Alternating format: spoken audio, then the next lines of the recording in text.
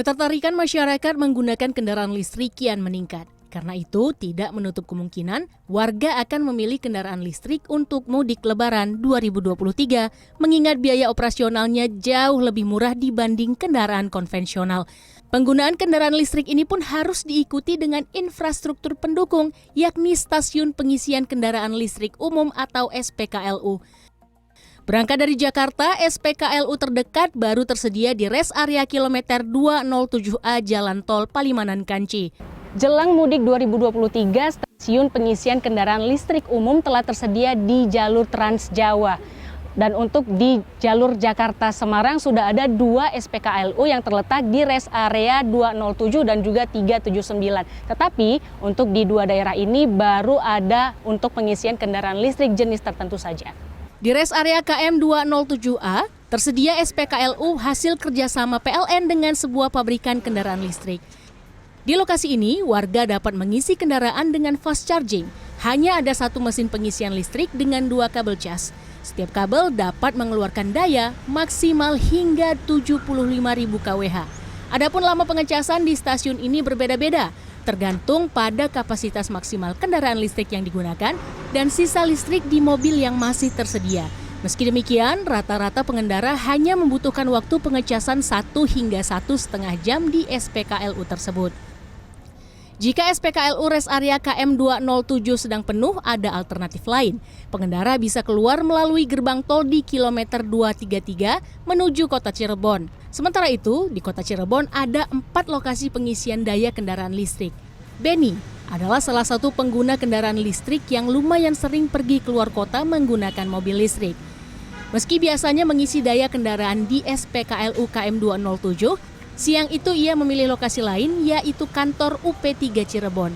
Namun di SPKLU tersebut, Benny hanya bisa mengisi daya maksimal 22.000 kWh dengan hanya 1 kabel pengisian yang tersedia. Itu ada sekitar 4 tempat pengisian listrik, ada di PLN Kota, ini di PLN Wilayah 3, di Tol Kanci kilometer 207. Untuk luar kota mungkin saya sebulan bisa 2-3 kali ya.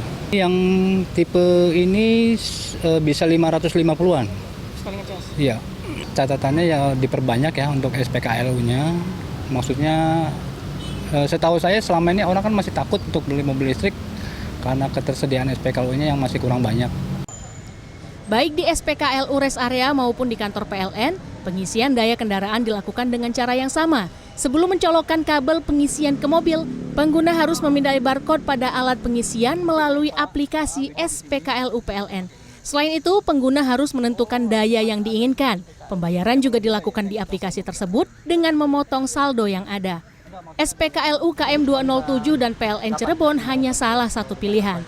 SPKLU terdekat lainnya adalah SPKLU KM 379 Jalan Tol Batang Semarang atau tepatnya di daerah Gringsing. Namun di SPKLU ini tidak tersedia fast charging. Meski begitu, pengisian bisa dilakukan untuk 2 kendaraan langsung. Jika diperhatikan, SPKLU di Jalan Tol Trans Jawa tersedia setiap sekitar 200 km.